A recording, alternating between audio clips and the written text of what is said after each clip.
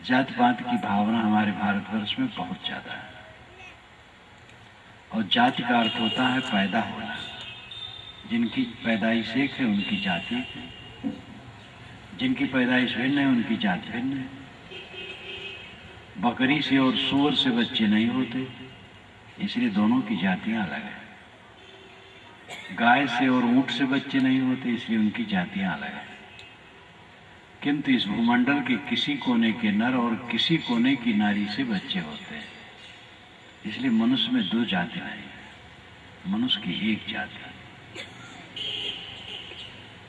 कर्म से, शुद्धता से आदमी उच्च होता है, गंदे कर्म और अशुद्धता से आदमी नीच होता है। नीच का मतलब ये है अपवित्र होना, दुखी होना, पीड़ित होना, संतापित होना। जन्म से कोई ऊंच नीच नहीं है। कबीर साहब ने इस पर कड़ी फटकार दी। एक है त्वचा हाड़ मलमूत्रा, एक उथरी अगूदा, एक बूंद से सृष्टि रची है, को ब्राह्मण को शूद्रा। रजोगुण ब्रह्मा, तमोगुण शंकर, सतोगुणी हरि होई। कहें कबीर राम रम रहिए, हिंदू तुर्क न कोई हिंदू मुसलमान नहीं, कोई ब्राह्मण शूद्र नहीं, राम में रमो।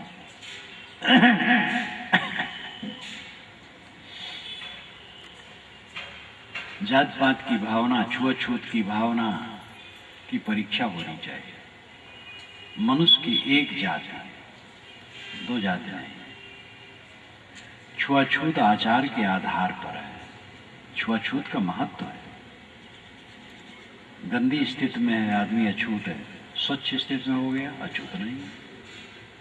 एक मेहतर स्नान करके शुद्ध वस्त्र पहन लिया, अछूत नहीं। दूसरा व्यक्ति है टट्टी घर में गया, टट्टी होके आया, अछूत है, स्नान कर लिया तो अछूत तो खत्म हो जाए। गंदा आचरण है अछूत है, पवित्र आचरण है अछूत नहीं है। आचार विचार की पवित्रता, शुद्धता और अशुद्धता में छूतत्व अछूतत्व होते हैं। जन्म से कोई छूत अछूत नहीं। आज से 500-600 वर्ष पूर्व सदगुरु कबीर ने ये चाहा था कि मानव मात्र का अधिकार सभी दिशाओं में समान हो और कोई किसी को अछूत न करे। जैसी जिसकी योग्यता हो आगे बढ़े। और वह आज कानून के रूप में बदल गया। स्वतंत्र भारत में कानून के रूप में बदल गया। ये कबीर विचारों की सच्ची विजय है। लोकसभा भवन और विधानसभा भवन में वर्ण व्यवस्था के समर्थक भले बैठे हो, लेकिन उनको विवश होकर के कबीर के अनुसार मानवीय दृष्टि रख करके कानून बनाना पड़ेगा। वो बना रहे हैं। कानून बनाने वालों में चाहे किसी को खटकता हो खुद, ये रे ब्राह्मण और शूद्र सब बराबर हो जाएंगे, लेकिन मजबूर होकर उनको बनाना। एक थानेदार है, ब्राह्मण है, रूढ़ ब्राह्मण जैसे लोग कहते हैं, ब्राह्मण कहे जाने वाले घर में जन्मा। एक किसी शेड्यूल कास्ट के युवक ने वहां पर एप्लीकेशन दिया कि अमुक जगह में मुझे अछूत कह करके अपमानित किया गया। तो उस ब्राह्मण कहे जाने वाले थानेदार को उसे पकड़ना होगा जो उसे अछूत कहा है और जेल भेजना होगा। कानून ऐसा बना है। ये स्वतंत्र भारत में कबीर विचारों का कानून बन गया है। ये कबीर विचारों की गंभीरता है और यही सब समय होना चाहिए। मानवता के साथ अपराध ही नहीं, पाप। किसी को तलवार से मार देना महापाप है और किसी के मन में बैठा देना कि तुम जन्म से नीच हो और घोर पाप है। उसकी तो आत्मा का हतन कर दिया गया। इसलिए कभी किसी से कोई जाति न पूछे किस जाति से हो। मनुष्य जाति देख रहे हो, किस जाति से। विवाह शादी करना हो तब आप पूछ ले। अगर आप अंतर जाति शादी मानते हैं तो उसमें पूछने की जरूरत नहीं, आचार विचार और स्थिति देखना होगा। और अगर अंतर जाति शादी नहीं मानते हैं तो जात पूछ लीजिए, वो कभी लड़की और लड़का की शादी करने के संबंध में पूछना पड़ेगा, ज्यादा नहीं। लोग तो रास्ता चलते पूछते रहते हैं, भैया कौन लोग हो, किस दूध के हो। ये बहुत बड़ी गलती है। कभी जात किसी से मत पूछो, जात देख रहे हो मनुष्य। एक आदमी ने एक से कहा किस जात के हो, तो वहां एक बैल बैठा था, उन्होंने कहा ये किस जात का है, ये तो बैल है। ये तो बैल को पहचान लिया, मनुष्य को नहीं पहचानता।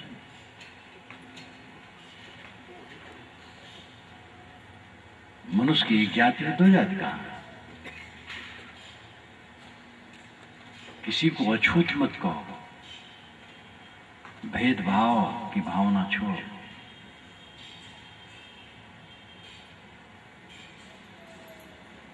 जाति अहंकार, वर्ण का अहंकार, संप्रदाय का अहंकार। हमारा संप्रदाय ईश्वर प्रदत्त है, हमारी किताब ईश्वर ने दी है, हमारा महापुरुष ईश्वर का भेजा हुआ है अथवा ईश्वर का अवतार है। हमारी परंपरा, हमारा मजहब, हमारा संप्रदाय ईश्वर का बनाया हुआ है। इस भावना ने सांप्रदायिकता का विष बोया है और ये दादागिरी के लिए है। दुनिया की सारी किताबें मनुष्य की रचनाएं हैं, दुनिया के सारे महापुरुष केवल मनुष्य हैं और दुनिया के सारे संप्रदाय मनुष्य की चलाए हैं। यही वास्तविकता है। इस वास्तविकता को स्वीकार कर लेने पर सांप्रदायिकता का विष खत्म हो जाएगा। सांप्रदायिकता के जो विष फैला है उसके मूल में झूठाई है, अलौकिकता की बात। अपने संप्रदाय, महापुरुष और पुस्तक, इन तीन के विषय में अलौकिकता का आरोपण इस सांप्रदायिक विष पैदा करता है। जैसे जाति अहंकार है वैसे संप्रदाय का अहंकार है। हमारे संप्रदाय वाला स्वर्ग और मोक्ष पाएगा, दूसरे वाला नहीं। ठेकेदार बने हैं लोग, मोक्ष और स्वर्ग देने के ठेकेदार ये मजहब वाले बने। मोक्ष और स्वर्ग व्यक्तिगत विषय है। मन मैला है, नरक है, मन स्वच्छ है, स्वर्ग है। मन मोह माया में डूबा है, बंधन है। मन मोह माया से मुक्त हो गया, मोक्ष है। ये व्यक्तिगत विषय है। कोई संप्रदाय सत्य का ठेकेदार नहीं है। इसलिए जैसे जाति अहंकार छोड़ना चाहिए वैसे संप्रदाय का अहंकार भी छोड़ना चाहिए। सभी अहंकारों का केंद्र शरीर है और शरीर पानी का बुलबुला है। कब ये ढल जाए कुछ ठिकाना नहीं, कब रोगग्रस्त हो जाए, कब शून्य हो जाए। पद प्रतिष्ठा, धन दौलत, विद्या, अधिकार, सब कुछ नाशवान। बड़े बड़े विद्वान विस्मृत में चले जाते हैं। महापंडित राहुल सांकृत्यायन 33 भाषाओं का ज्ञाता और कई भाषाओं में तो निष्णात, लेकिन उसको विस्मृत का रोग हुआ तो काखा नहीं जानता था। भिक्षु धर्म रक्षित जो वाराणसी सारनाथ के बोध कॉलेज के प्रिंसिपल थे, उन्होंने मुझे बताया था सन 71 में कि राहुल सांकृत्यायन अगर जीवित रहते और स्वस्थ हो जाते तो फिर से उनको काखा और ABCD पढ़ाना पड़ता। ऐसा विस्मृत का रोग हो गया था। कुछ स्थिर नहीं है, सब नाशवान है। किस चीज का अहंकार है?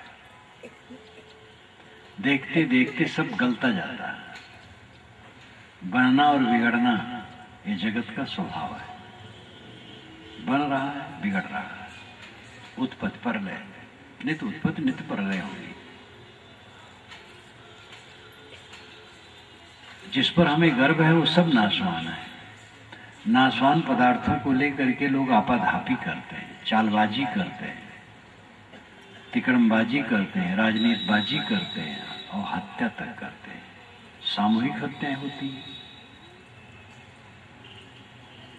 और 4 दिन के बाद स्वयं उसी काल के गाल में चले जाते हैं। माया करक कदीम है, कुकुर मिले लक्कोट, दावा करी करी पचमुए, अंध चले सब छोड़। माया, दुनिया की माया कैसे है? करक कदीम, करक हड्डी, सूखी हड्डी, कदीम पुरानी, अनादिकाल की। ये माया अनादिकालीन है, सूखी हड्डी। कुकुर मिले लखकोट, लाखों करोड़ कुकुर मिले और उस हड्डी को नोच रहे हैं और दावा कर कर पच मर रहे हैं और अंत चले सब छोड़, अंत में सब छोड़ के चल देते हैं। जिस जमीन मकान पद प्रतिष्ठा के लिए लड़ाई करते हैं, वो जमीन मकान पद प्रतिष्ठा छोड़ करके चल देते हैं। कुत्तों को देखो, मैं बचपन में देखा हूं, जहां मेरा शरीर जन्मा था, गांव के बाहर एक बड़ा मैदान था।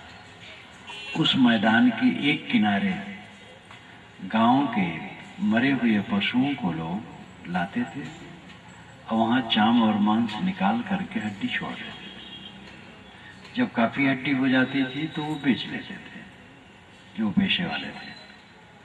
तो वहां सूखी हड्डियों को कुत्तों को नोचते देखा और झगड़ते देखा और एक दूसरे को कुत्ते चढ़ बैठते थे, काट लेते थे। और सूखी हड्डी को कुत्ते चाटते हैं तो उनकी मूर्धा से रक्त निकलता है गरम गरम, और उसका स्वाद वे चखते हैं तो समझते सूखी हड्डी से निकल रहा है। ऐसे दुनिया के जितने भोग हैं, सबसे बड़ा भोग काम भोग माना जाता है, जो बिल्कुल सूखी हड्डी अपना ही शक्ति क्षय करके आनंद की कल्पना। सुख किसमें है? एक आदमी शांत बैठा है, इतने में उसके मन में काम वासना उदय हो गई, मन खलबला गया, नहीं रोका और खलबलाया, बेबल हो गया। स्त्री है तो पुरुष की कामना, पुरुष है तो स्त्री की कामना। फिर क्षय, मलिनता, पछतावा, ग्लानि, क्या हुआ? सुख कहाँ हुआ? सुख तो पहले था जब चित्त शांत था, ये तो दुख हुआ। सब आदत बनी, वासना उद्वेगित कर रही है, क्या फायदा हुआ? सबसे बड़ा सुख जिसको मान रखे हैं, उसी के पीछे सारी व्याधियां। सम्मान का सुख, पद का सुख, पद को लेकर, महांती को लेकर के हत्याएं होती हैं और सामान्य चालबाजियां तो होती ही, कहीं कहीं अति हो जाता है, लोग तो अगले महंत को मार करके लोग बैठते हैं, तिकड़मबाजी से मरवा देते हैं और थोड़े दिन के बाद स्वयं मर जाते हैं या मार डाले जाते हैं। तो भोग की वासना आदमी को पाप में लिप्त कर दी। राजनीतिक बाजी की दशा तो आप देख ही रहे हैं, कैसी दुर्दशा है। राजनेता लोग भी धर्म का काम करने के लिए अधिकारी हैं, वही भी महापुरुषों को मान सकते हैं, लेकिन राजनेताओं को चाहिए कि वह धर्म और धार्मिक महापुरुषों को राजनीतिक लाभ के लिए उपयोग में न लें। राम को मानो, राम का उपयोग राजनीतिक न करो। कबीर को मानो, बुद्ध को मानो, मोहम्मद को मानो, ईसा को मानो, शिव को मानो, दयानंद विवेकानंद को मानो, नानक को मानो। नाम कहाँ तक लिया जाए?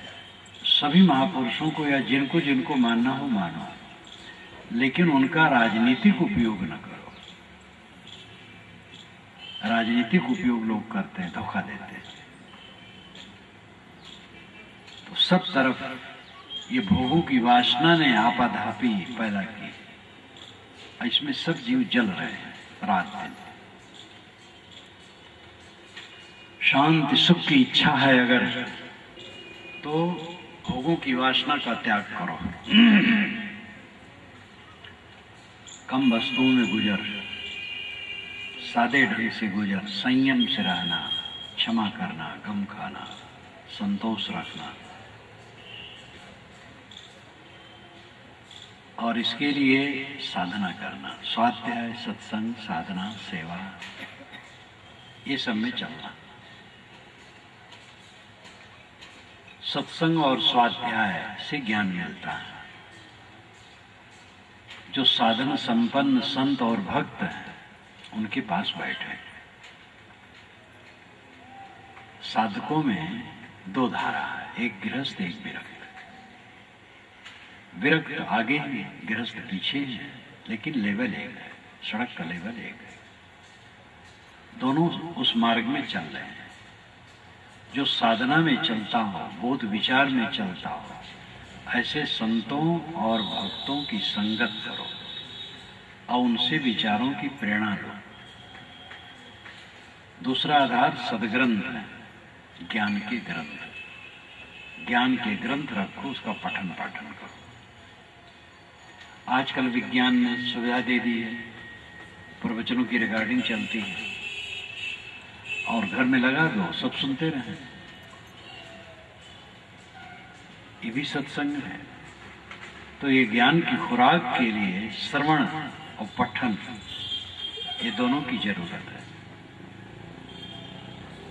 इसके साथ साथ रोज चिंतन और ध्यान।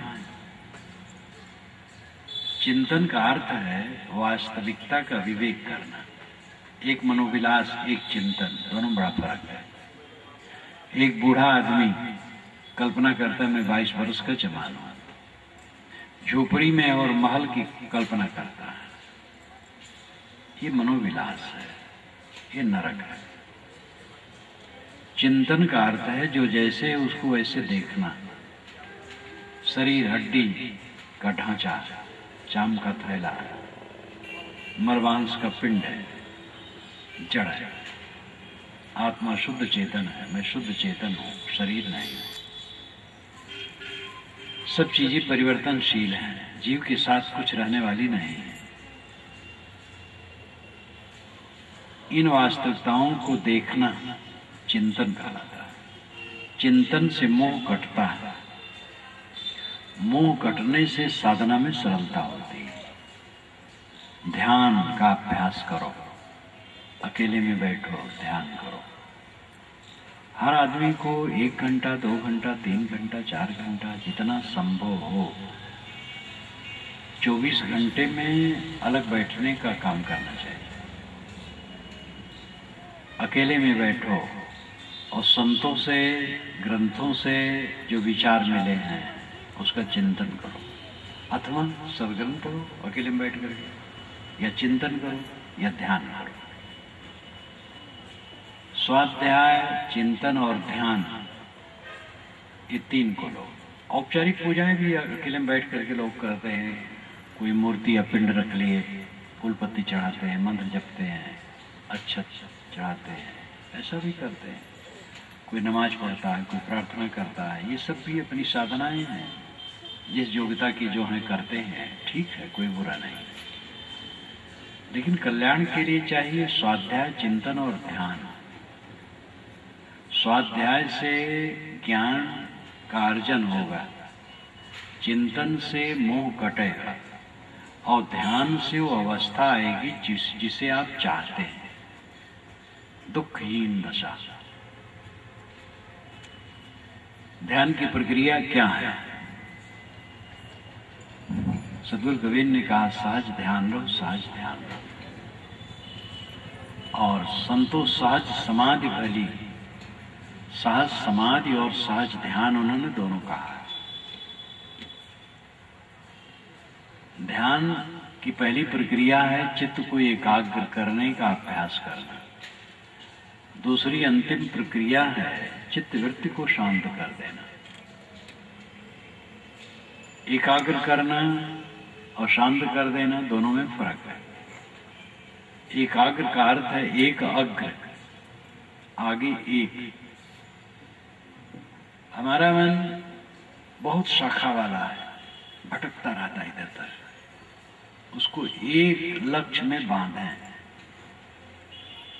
अकेले में बैठे। उसके लिए तैयारी ये चाहिए कि सात्विक भोजन करो, नशा और मांस से दूर रहो, सात्विक भोजन करो और हल्का भोजन करो, डट के न करो, लड़ाई झगड़ा विवाद कला से दूर रहो, संयम से रहो। और सुबह शाम जब अवसर हो अकेले भी बैठो, स्थिर आसन से बैठ जाओ, रीढ़ गला सिर सीधा रखो, आंखें बंद कर दो और अपने लक्ष्य को एक आधार में टिकाओ। अगर आप किसी महापुरुष को आदर देते हैं, उसके चित्र को मन में ले लो, उसी में मन टिकाओ। ये साकार योग है। आंखें बंद करो, बंद आंखों में अंधकार या प्रकाश जो दिखाई दे उसी में मन को रोको, कोई कल्पना न करो। बंद आंखों में जो दिखाई दे उसी में मन को ठहराओ। सांस अपने आप आती है जाती है, सांस पर मन टिकाओ, केवल सांस को देखो और कुछ नहीं। देखने मतलब ख्याल रखना, सांस का ख्याल रखो, बस सांस पर मन ठहराओ और कहीं न लगाओ।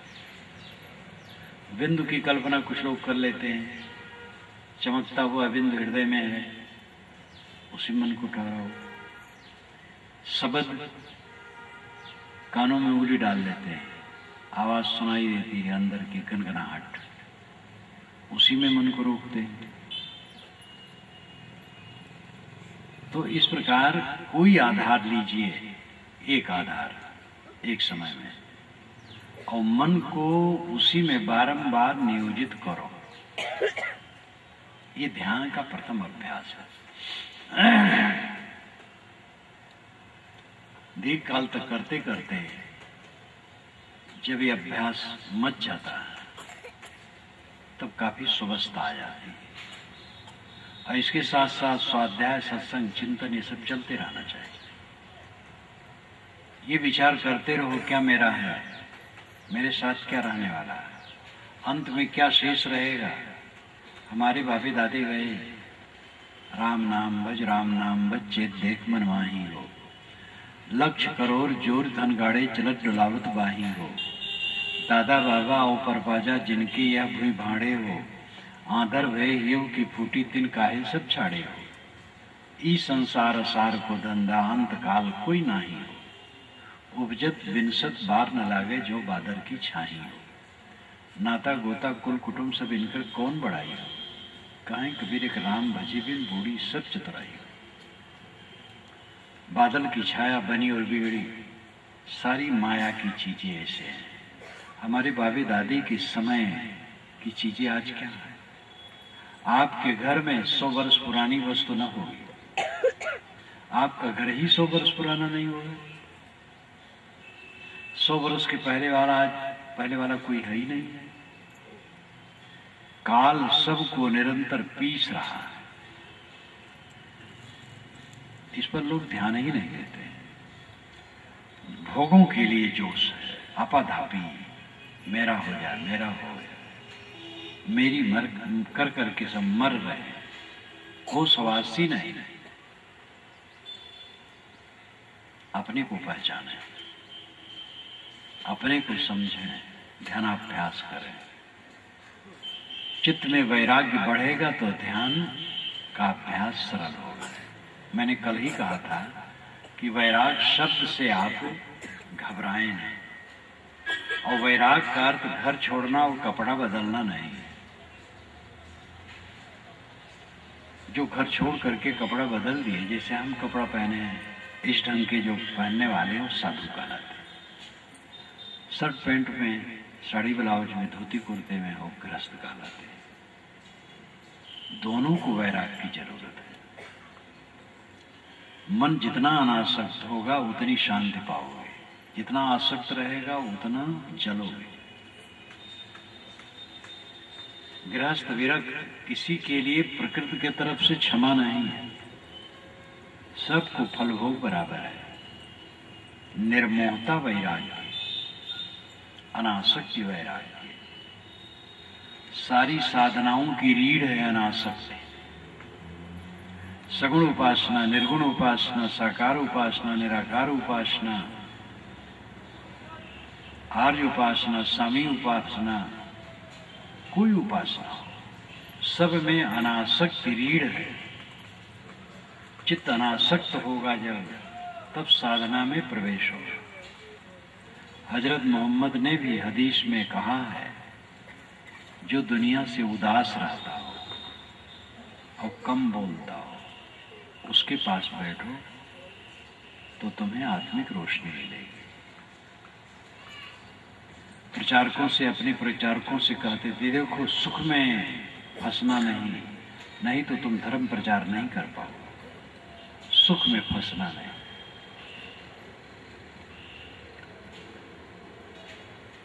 बाइबल उठाओ, वेद, कुरान और ग्रंथ, गीता, रामायण, सतगुरु कबीर की वाणी, नानक साहब की वाणी, दरिया साहब की वाणी, गरीब साहब की वाणी, गोस्वामी जी की वाणी, कोई वाणी उठाओ, अनासक्ति पर जोर हर जगह है। लोग कहते वेदों में वैराग्य नहीं।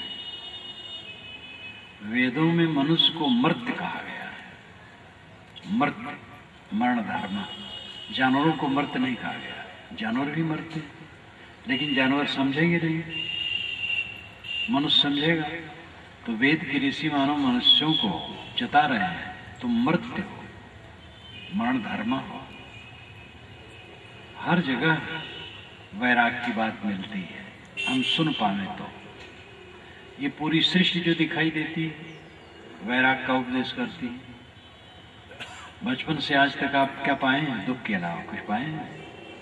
ठोकर ठोकर ठोकर, चाटे चाटे चाटे चाटे और कांटे, क्या पाए? ये जवान लोगों को भ्रम होगा कि नहीं मिलेगा जरूर।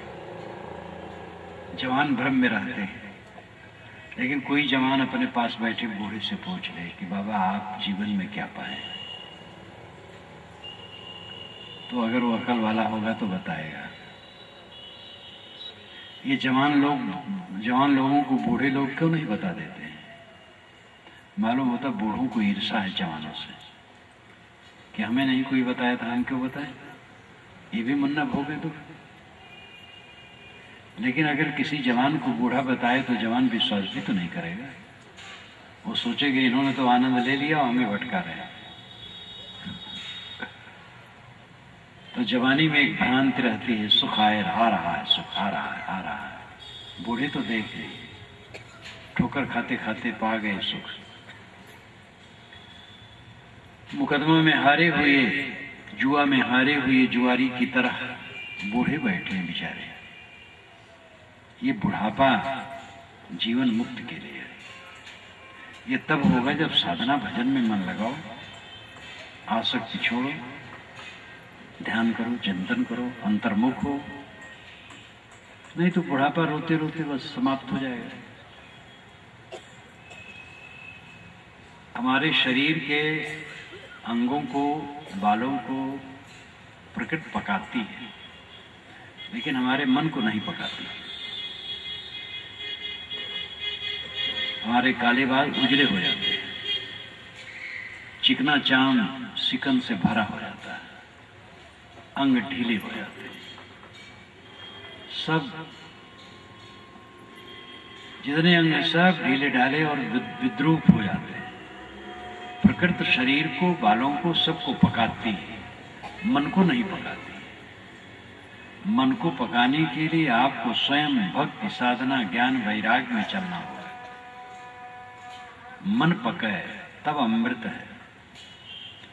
कच्चे फल, कच्चे आम खट्टे होते हैं, चिकने तो होते हैं लेकिन खट्टे होते हैं। पके आम में सिकन भले हो लेकिन मीठे होते हैं। जवान देखने में सुंदर भले लगे लेकिन एक कच्चे होते हैं। और बूढ़े देखने में सुंदर न लगे लेकिन वो पके होते हैं।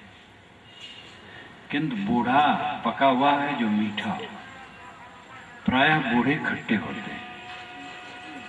4 बूढ़े इकट्ठे होंगे तो अपने बच्चों की निंदा शुरू करेंगे, कहीं भैया राम राम राम राम, कुशल मंगल। कुशल मंगल क्या बताऊं, लड़का कहे में नहीं। अरे माताएं भी अपने बहुओं पर डटी रहती हैं, बहू की निंदा करती हैं, और बहू की जितनी निंदा करोगे समझ लो बुढ़ापा आपके लिए सुखद नहीं होगा। बहू तो बनेगी मलकिन और तुम एक किनारे बैठ जाओगे, तो बासी भात तुम्हें दे दिया करेगी। लेकिन अगर अपने सास को कोई बासी भात देगी तो उसे भी बासी भात मिलेगी जब वो बूढ़ी होगी तब। इसलिए ऐसा नहीं करना।